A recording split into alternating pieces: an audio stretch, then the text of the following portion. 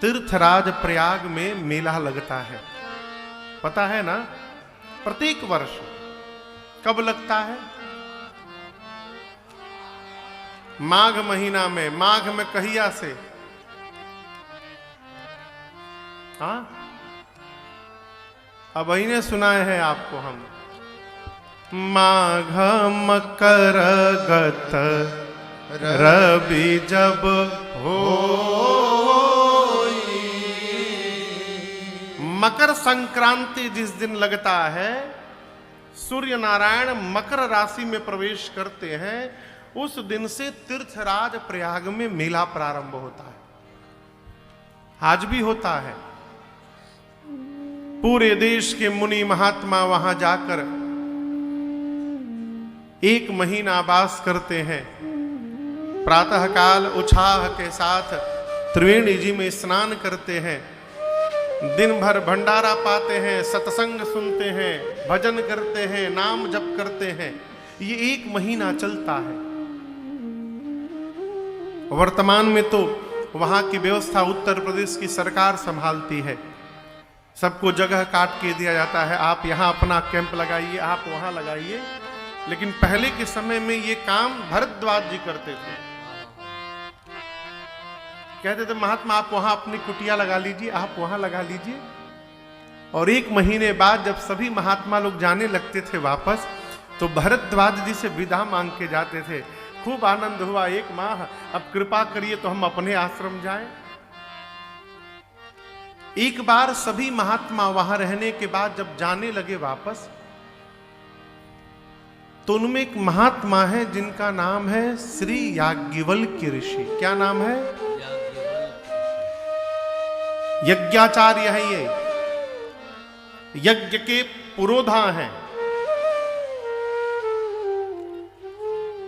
श्री याज्ञवल्क्य ऋषि जब जाने को भय, तब भरद्वाज जी ने उनको जाने नहीं दिया। बाबा कहते हैं भरद्वाज मुनि राखे भरद्वाज पद के। किसको? जाग बलिक मुनि परम विवेकी। भरद्वाज जी याज्ञवल्क्य जी के चरणों को पकड़ के बैठ गए। कहे प्रभु आप न जाइए। आश्रम में ले गए, पूजन किए। पूजन कर जब पूर्ण हुआ तो याज्ञवल्क्य जी ने पूछा भरद्वाज जी आपने मुझे क्यों रोका है? भरद्वाज जी बोले मुनिवर मेरे मन में एक संशय है और मैं जानता हूं कि मेरे संशय को आपको छोड़कर दूसरा कोई दूर करने वाला नहीं है। देखिए संशय होना बुरी बात नहीं है। संशय होने के बाद उस संशय को समाप्त करने का प्रयास न करना ये बुरी बात है। संशय है और मैं जानता हूं कि मेरे संशय को आपको छोड़कर कोई समाप्त नहीं कर सकता है। याज्ञवल्क्य जी बोले कहिए क्या संशय है? तो भरद्वाज जी बोले राम कवन प्रभु पूछऊं तो ही राम कवन कहिया बुझाए कृपानिधि मोहि कहिया बुझाए कृपानिधि मोहि। एक राम अवधेश कुमारा, एक राम अवधेश कुमारा, तीन कर चरित विदित संसारा, तीन कर चरित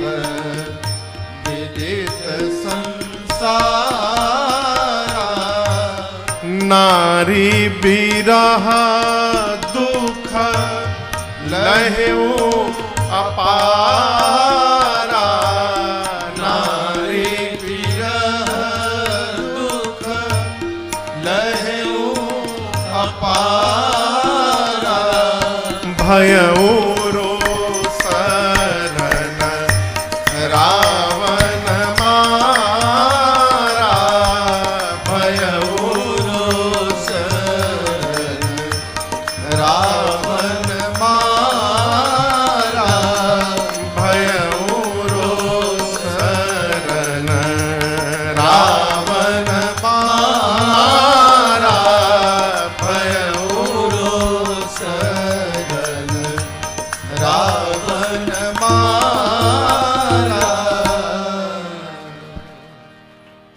भरद्वाज जी ने प्रश्न किया, मुनिवर ये राम जी कौन है? क्या प्रश्न किया? राम जी कौन है? और कहते मैं जो पूछ रहा हूं इसको ऐसे सुनाइएगा कि मेरे समझ में बात आ जाए। एक राम जी को मैं भी जानता हूं, अयोध्या वाले महाराज दशरथ जी के पुत्र राम, जिनकी कीर्ति जिनका चरित्र तीनों लोक में फैला है। उनकी पत्नी का हरण हुआ, क्रोध आया और क्रोध में जाकर राम जी ने रावण का अंत कर दिया। उन राम जी को मैं जानता हूं। याज्ञवल्क्य जी बोले फिर पूछना क्या चाहते हैं? भरद्वाज जी बोले मैं पूछना चाहता हूं मुनिवर, जिन राम जी को मैं जानता हूं क्या शंकर जी भी उन्हीं राम जी का नाम जपते हैं, या शंकर जी वाले कोई और राम है और मैं जिनको जानता हूं ये कोई और राम है? ये दोनों एक ही है कि दोनों अलग अलग हैं? ये मेरा प्रश्न है। भरद्वाज जी के प्रश्न को सुनकर याज्ञवल्क्य ऋषि आनंद में आ गए। क्यों? ये जान गए कि इनको कोई संशय, कोई भ्रम, संदेह नहीं है। ये जानबूझकर मेरे से ऐसे प्रश्न कर रहे हैं। क्यों? ये राम जी की कथा सुनना चाहते हैं, गूढ़ कथा सुनना चाहते हैं, इसलिए मूढ़ बनकर के मेरे से प्रश्न कर रहे हैं। ये भगवान के मनसा वाचा कर्मणा भक्त हैं, इनके स्वभाव को मैं जान गया। और याद रखिएगा, भक्त से जब भक्त मिलता है ना तो क्या होता है? चार मिले 64 खिले, 20 रहे कर जोर। भगत से जब भगत मिले, नाचे साथ करो। 4 मिले। 4 कब मिले? 2 भगत की जब चारों आंख आपस में मिल जाए, 4 मिले, तब यदि जीव ऐसे होगा तुरंत मुस्कुराएगा। 32 इधर 32 उधर, हाँ टूट गया हो तो थोड़ा कम हो सकता है।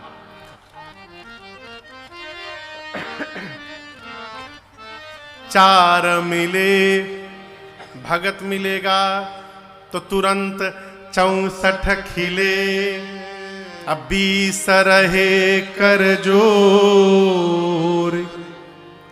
भगत से जब भगत मिले, नाचे 7 करोड़।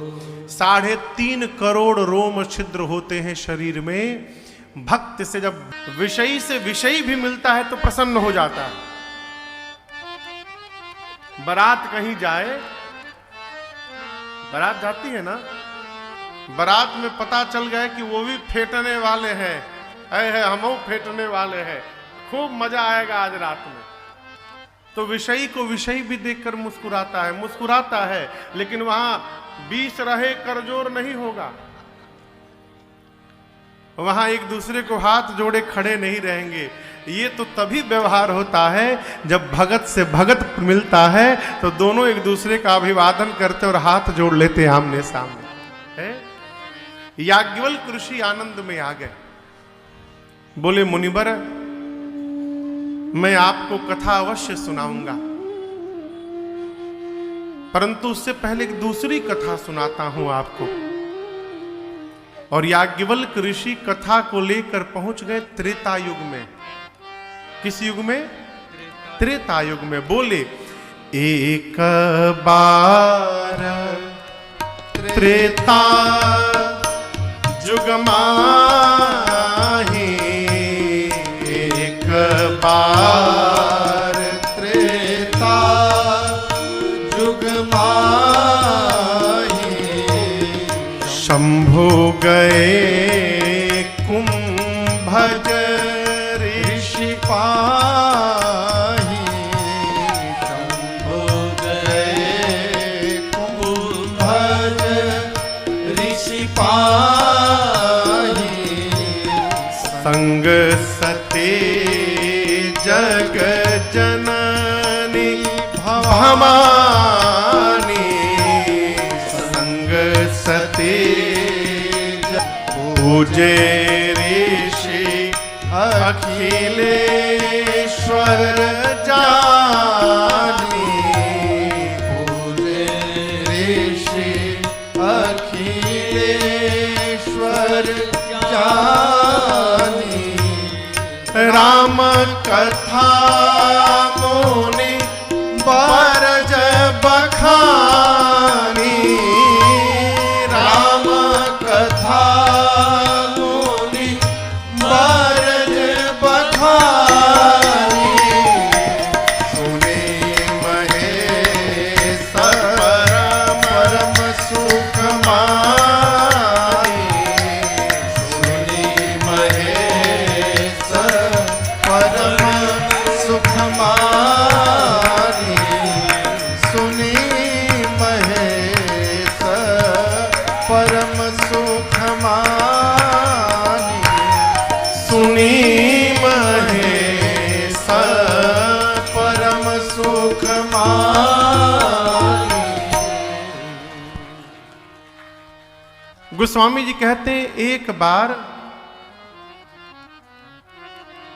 त्रेतायुग में भगवान शंकर अपनी अर्धांगिनी मैया सती, यहां जो बैठी है कौन मैया है? पार्वती मैया है। पार्वती मैया का पिछला जन्म जो था वो सती मैया के रूप में था।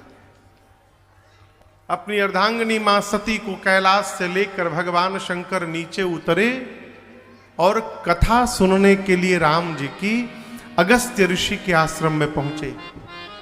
यहां देखिए प्रसंग कहता है कि कथा सुनने जाएं, सत्संग सुनने जाएं, परमार्थ करने जाएं तो अकेले न जाएं। यदि संभव हो सके तो अर्धांगिनी के साथ में जाने का स्वभाव बने, सपरिवार जाने का स्वभाव बने। बाबा अकेले नहीं गए, मैया को साथ में लेकर गए। आजकल लोग कहते महाराज बहुत खोखट है घर में। अरे कहिया नहीं था हो। देखिए उसी के घर में खोखट नहीं है जो आदमी कुछ नहीं करता है। जहां व्यवहार होता होगा, मनोज की बात याद है अपने भंडारी का।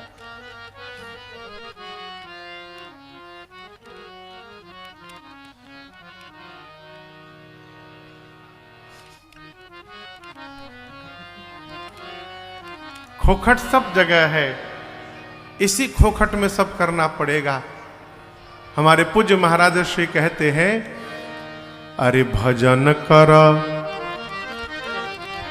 होई तवन होई नहीं अपना, भजन कर होई तवन होई हो, जगतिया में कोई नहीं अपना, कोई नहीं अपना, कोई नहीं अपना, जगतिया में कोई नहीं अपना, कोई नहीं अपना, कोई नहीं अपना, जगतिया में कोई नहीं अपना।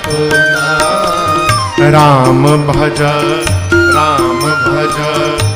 सब कुछ बिगो करा सब कोई नहीं अपना कोई ना जगतिया में कोई नहीं अपना कोई नहीं अपना कोई मन करा होई तवन होई हो जगतिया में कोई नहीं अपना भजन करा होई तवन होई हो जगतिया में कोई नहीं अपना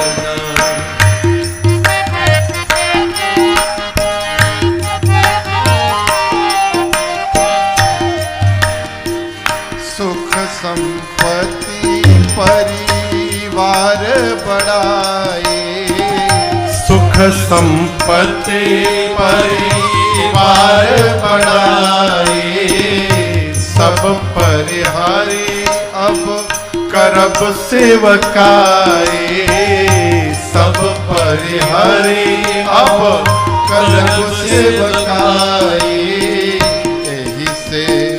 एही से उद्धार हमर होई हो जगतिया में कोई नहीं अपना एही से उद्धार हमर होई हो जगतिया में कोई नहीं अपना कोई नहीं अपना कोई नहीं अपना जगतिया में कोई नहीं अपना कोई नहीं अपना कोई नहीं अपना जगतिया में कोई नहीं अपना भजन करा होई तवन होई हो जगतिया में कोई नहीं अपना भजन कर होई तवन होई हो जगतिया में कोई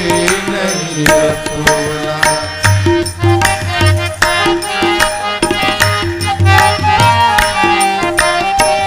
कही गईले गोसाई बाबा राम कथा गाय के कही गईले गोसाई बाबा राम कथा गाय का राम के भजन कर मनवा लगाए के राम के एही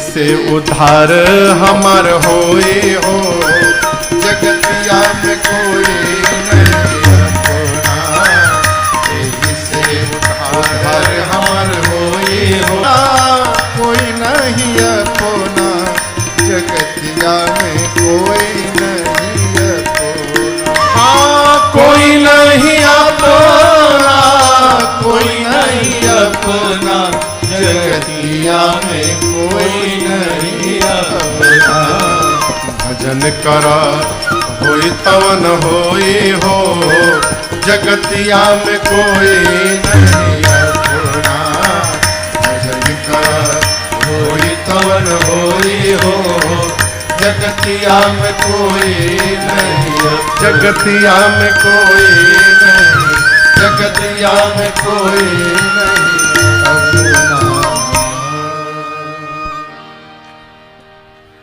हरे भजन करा होई तवन होई हो जगतिया में कोई नहीं अपना है। भगवान शंकर मां सती को लेकर गए। अगस्त ऋषि के द्वार पर पहुंचे। पूजे ऋषि अखिलेश्वर जानी।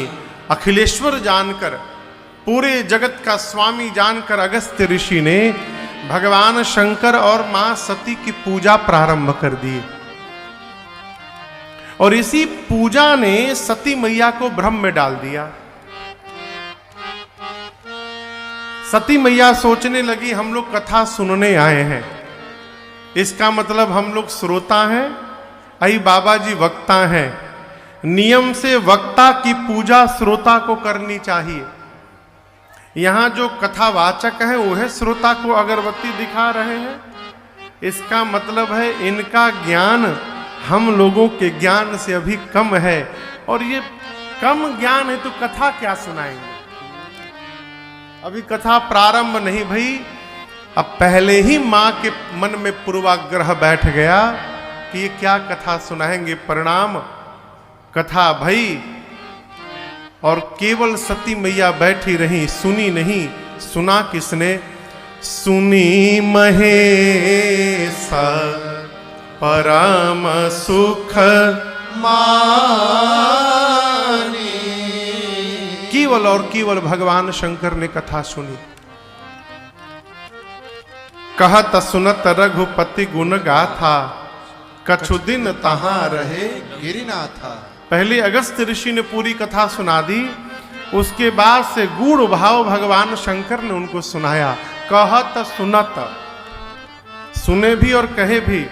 कुछ दिन बाबा अगस्त्य ऋषि के आश्रम में रहे और जाते समय मुनि सन विदा मांगी त्रिपुरारी, चले भवन संग दक्ष कुमारी। चलते समय भगवान शंकर ने अगस्त्य ऋषि से कहा कि आपने मुझे कथा सुनाई, इसके बदले में हम आपको क्या दक्षिणा दें। अब यहां एक निवेदन करूं आपसे,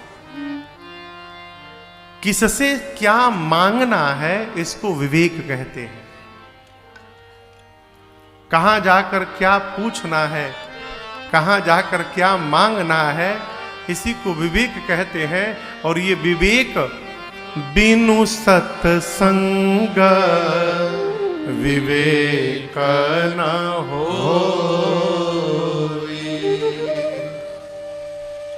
हीरा के दुकान पर, सोना चांदी के दुकान पर जाकर आलू नहीं मांगना चाहिए है? भगवान शंकर ने पूछा कि क्या दक्षिणा दूं। अगस्त्य ऋषि सोचे कि जिन राम जी की कथा मैंने इनको सुनाई है, उन राम जी की भक्ति देने का काम शंकर जी करते हैं। अब इससे श्रेष्ठ अवसर जीवन में वापस मिलने वाला नहीं है। तो अगस्त्य ऋषि ने कहा कि मुझे राम जी की भक्ति चाहिए दक्षिणा के रूप में।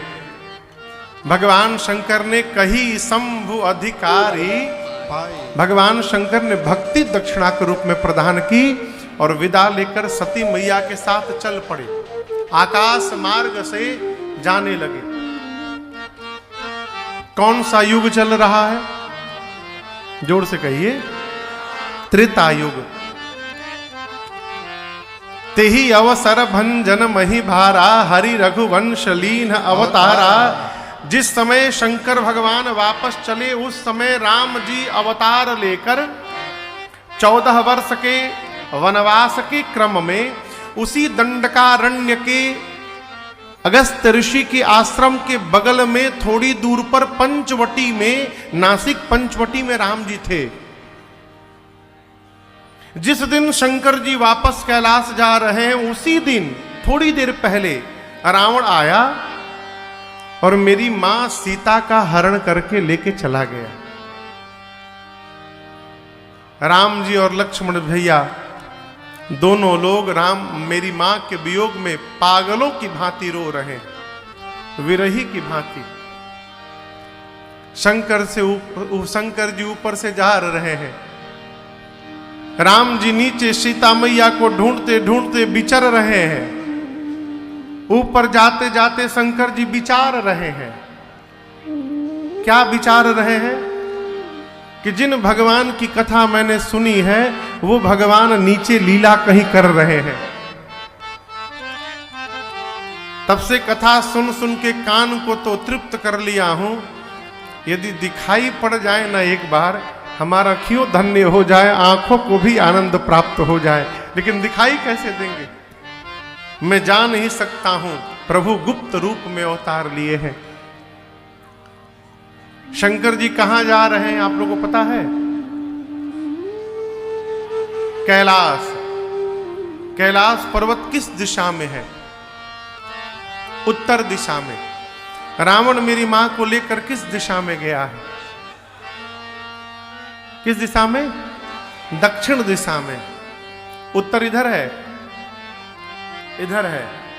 अच्छा, हम पश्चिम की ओर बैठे हैं। अच्छा, अब आप कल्पना करिए, शंकर जी आकाश से उत्तर जा रहे हैं, राम जी नीचे नीचे दक्षिण जा रहे हैं। तो क्या शंकर जी और राम जी का मिलन होने वाला है? आप बताओ, होगा? नहीं हो सकता। लेकिन यही तो भगवान है हो। भगवान अपने मन की नहीं करते हैं, भगवान सदैव अपने भक्त के मन की किया करते हैं। शंकर जी ने मन में विचारा कि एक बार दर्शन प्राप्त हो जाए तो आनंद हो जाए। नीचे रोते रोते रघुनाथ जी समझ गए कि बाबा मेरा दर्शन प्राप्त करना चाहते हैं। लक्ष्मण जी से बोले, भैया थोड़ा उत्तर की ओर बढ़ के देख लिया जाए, कहीं सीता जी उधर तो नहीं चली गई है। और जहां शंकर जी थे ठीक उनके नीचे राम जी चले आए। जैसे बाबा ने राम जी को देखा, ए जी शंभु समायते ही राम देखा, शंभु समायते ही राम देखा, उपजा ही अति हर्ष विसेखा, उपजा ही अति हर्ष विसेखा। बाबा भारी लोचन छवि सिंधु बिहारी, भारी लोचन छवि सिंधु निहारी, कुसमय जाने न कीन्ह चिन्हारी, कुसमय जाने न कीन्ह चिन्हारी। जय सच्चिदानंद जग पावन, जय सच्चिदानंद जग पावन। अस कहि चले ओ मनोज न सावन, अस कहि चले ओ मनोज न सावन, अस कहि चले ओ मनोज न सावन। कहते हैं भगवान शंकर जैसे रघुनाथ जी को नीचे देखे बाबा गदगद हो गए। पहले तो भरी लोचन छवि सिंधु निहारी, अपने नेत्र को भगवान के रूप से भगवान शंकर ने परिपूर्ण किया, भर लिया। ये कथा कहती है कहीं भी मंदिर में जाइए ना भगवान के दर्शन के लिए तो धक्का धुक्की न करिए। लोग सोचते हैं कि हम आगे जाकर सबसे पहले खड़े हो जाएंगे तो भगवान हमको ठीक से देखेंगे। आप मंदिर में कहीं भी रहिएगा तो भगवान आपको ठीक से ही देखेंगे। क्यों? भेदभाव करना जीव का काम है, भेदभाव करना जगदीश का काम नहीं है। सब पर मोर बराबर दाया। हम तो कहते हैं भीड़ भाड़ में रहिएगा तो ठीक से देख भी नहीं पाइएगा, कोई इधर से ठेलेगा कोई उधर से ठेलेगा। अब तो पता नहीं बाबा धाम में क्या व्यवस्था है। पहले सावन में जब जाते थे जल लेकर, 2012 तक मैं गया 9 साल। भीतर मंदिर के गर्भगृह में जाने के बाद यदि एक साथ 200 लोग गए तो मान के चलिएगा 20 लोग के जल बाबा पे चढ़त है। बाकी सबके उनका मूड़ी पर उनके जल, उनका देही पर उनके जल, उनकी पेट पर उनके जल, सब एक दूसरे के ऊपर ढालते हैं। धक्का धुक्की फाइटा फाइटी सब चल रहा है। अच्छा, रास्ते में बड़ा प्रेम, बोल बम, आओ बम, बैठो बम। और जहां बैजनाथ धाम पहुंचल लाइन में, ए भागा भागा जा, पीछे लाइन लगाओ, हटो, ओ जा कोनो बम ना। कहीं भी जाइए मंदिर में एक ऐसा स्थान चुन लीजिए जहां से भगवान दिखाई पड़े और आंखें बंद करके, आंखें खोल करके उनको निहारते रहिए।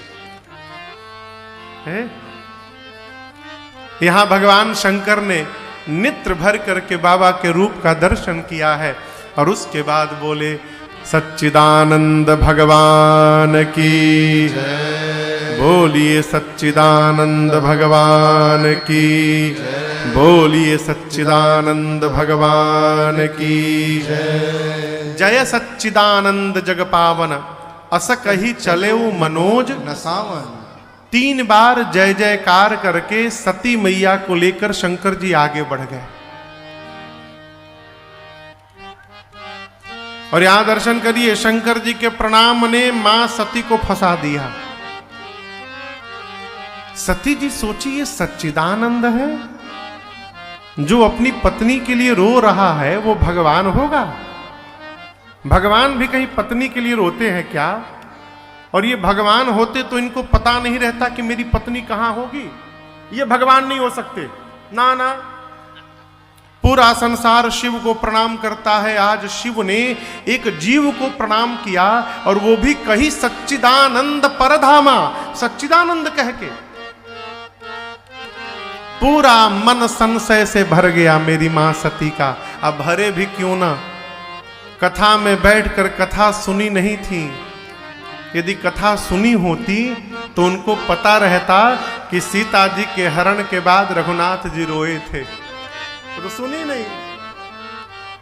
मन में भ्रम हुआ। शंकर जी ने समझाया, देवी मुनि धीर जोगी सिद्ध संतत विमल मन जेहि ध्यावहि, कहि नीति निगम पुराण आगम, जासु कीरति गावहि, सोई राम व्यापक ब्रह्म भुवन निकायपति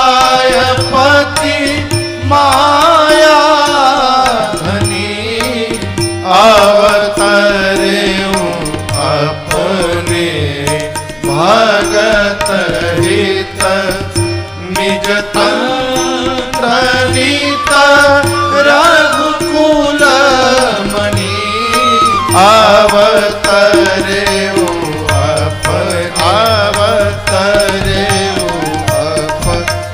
अवतरेउ अपने भगत हित।